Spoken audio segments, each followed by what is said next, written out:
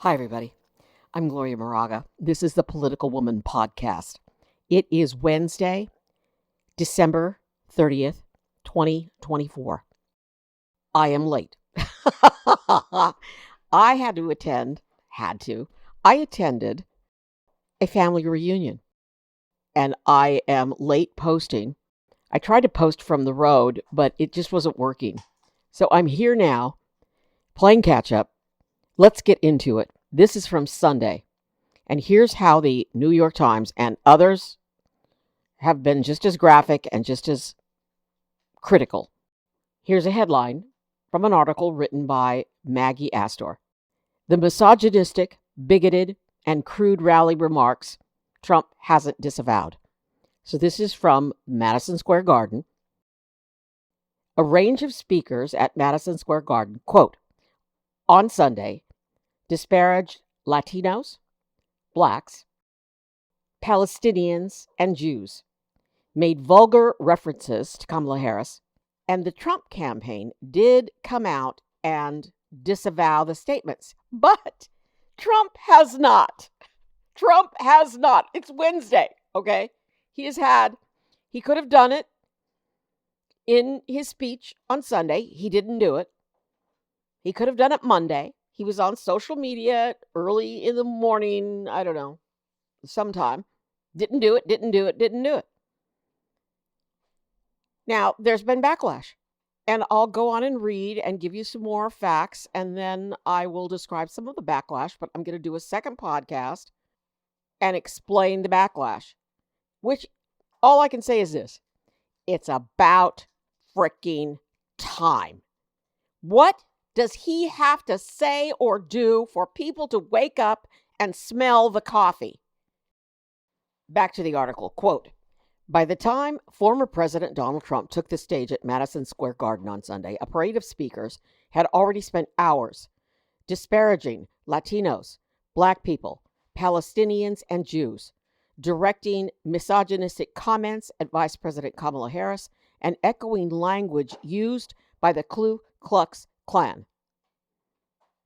What is wrong with America that they think that this is okay? What about our children?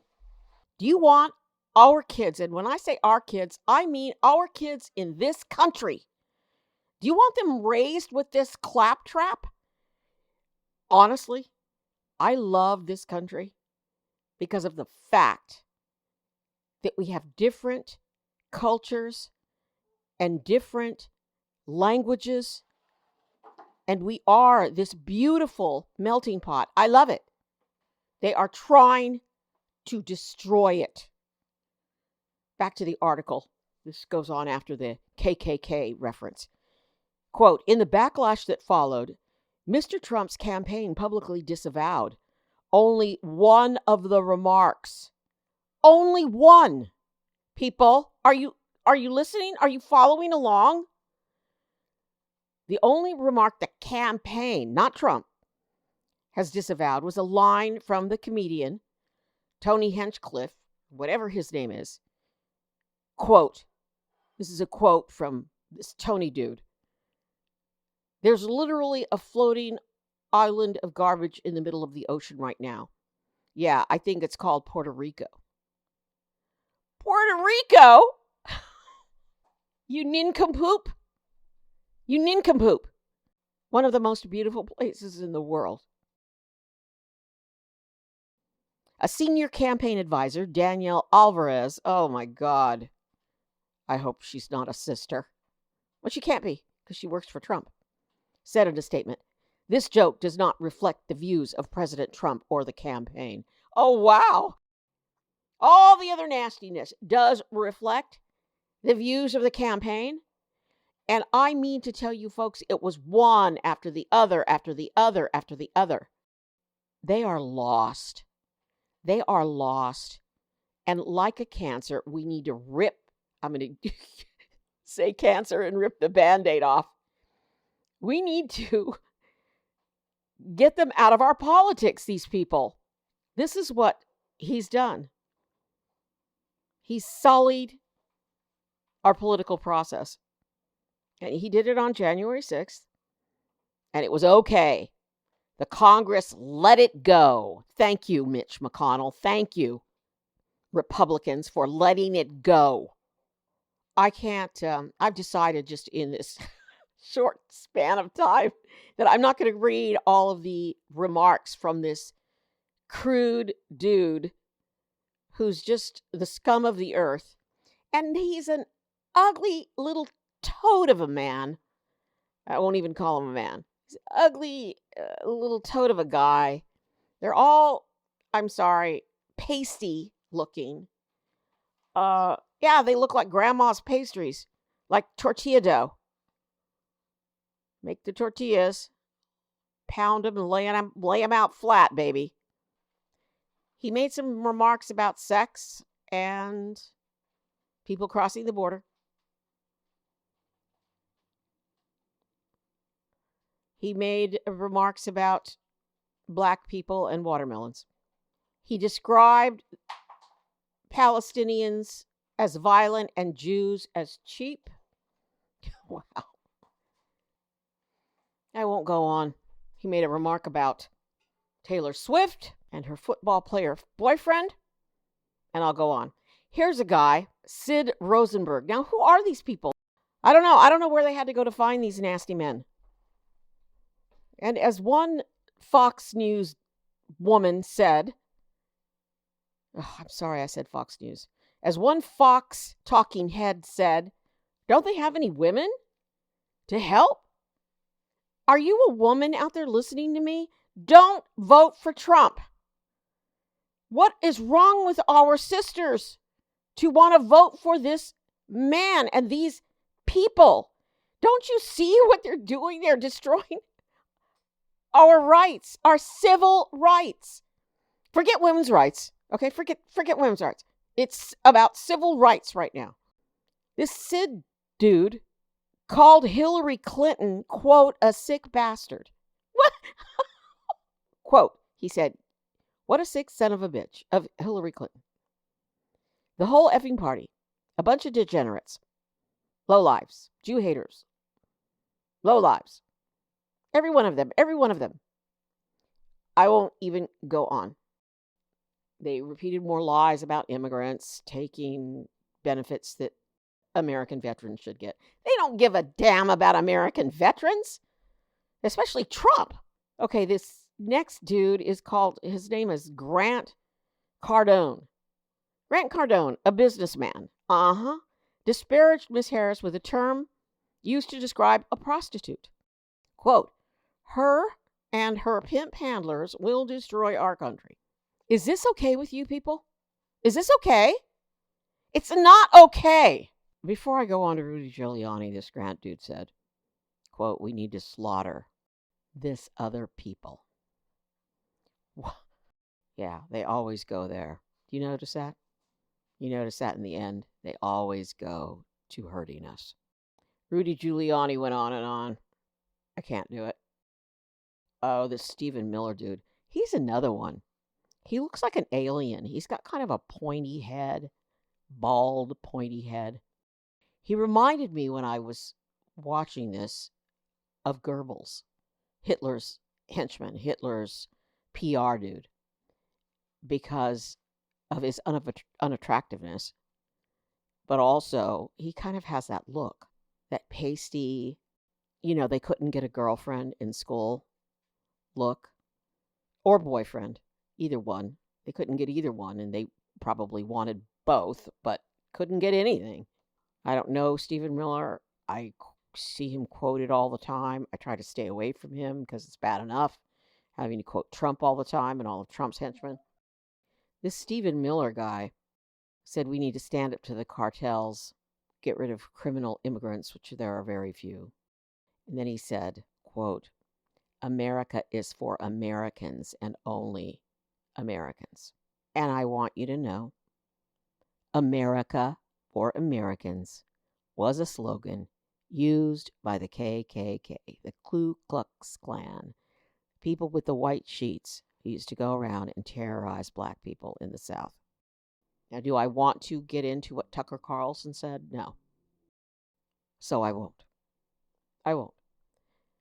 And then Trump came up. filled with the same old stuff. And once again, I just think all he talks about, all he offers us is hatred aimed at immigrants, hatred aimed at Puerto Ricans, Mexicans, any person of color. That's what he offers us. At least Kamala Harris is trying to offer us something more, something better, something different from this. And I'm telling you right now, anything that's different from what Trump is offering is better. It's better than this. Now today, or yesterday, so today's Wednesday, yesterday's Tuesday, I was traveling, I was in the car. Biden apparently said something calling Trump's supporters garbage or trash. And after Kamala Harris's great speech last night across from the White House, beautiful, beautiful speech, beautiful, beautiful pictures.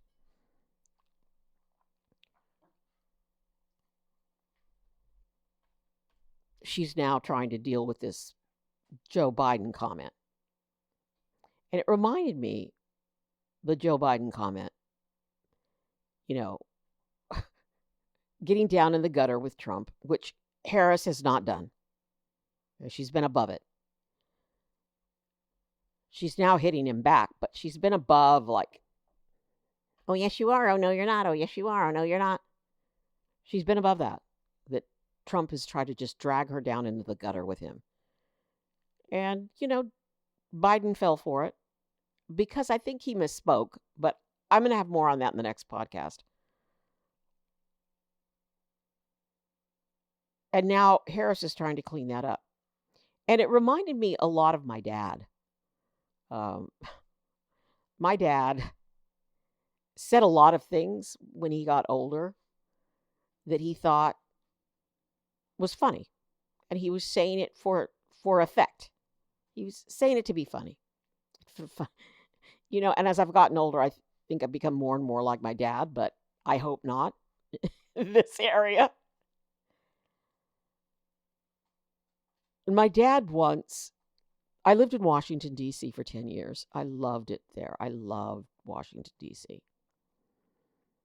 And I partly loved just being around different cultures and around different people from different countries. And I embraced that so much because this is what America is. And Washington, D.C. is an international town. So we have all the diplomats and people there from different countries with, first time I ate Ethiopian food was in Washington. But my dad, who never flew, got on an airplane and came out to visit with me a number of times. Tried to bring my brother never came. My sister visited often. But I have a good friend, Andrea Shepard, who I worked with at the Bureau, at the Cox Washington Bureau. Just a wonderful, beautiful, funny woman. And my dad looks at her and she says, "How do you like Washington, Mr. Moraga?" And he looked at her and he said, "I like it, man, but there are a lot of coloreds here." Oh my God. And Andrea's black. And it's like, "Dad!" And she said to me without missing a beat, "He's from a different generation. Of course he's going to say that. It's not a problem." I said, "Dad, please don't say that again." "All right, black man. I'm sorry, black man." Yeah, it's my dad. But that's what Joe Biden reminds me of. And my dad could be mean, but Trump reminds me of the meanest of the mean old men who are bitter and old and just filled with vitriol and hate. And I had uncles that were old like Trump, old, nasty, bitter old men. My grandpa used to beat my grandma. was one of the Trump dudes. Biden's more like my dad. He means well, but he misspoke. I'm not making excuses for him. I'm just explaining. I'm Gloria Moraga, political woman. I planned to read more of this and to give you other examples of what other people are writing about that Sunday rally. The Sunday rally, and I've watched many a video, believe me, was like a Nazi rally from the 1930s.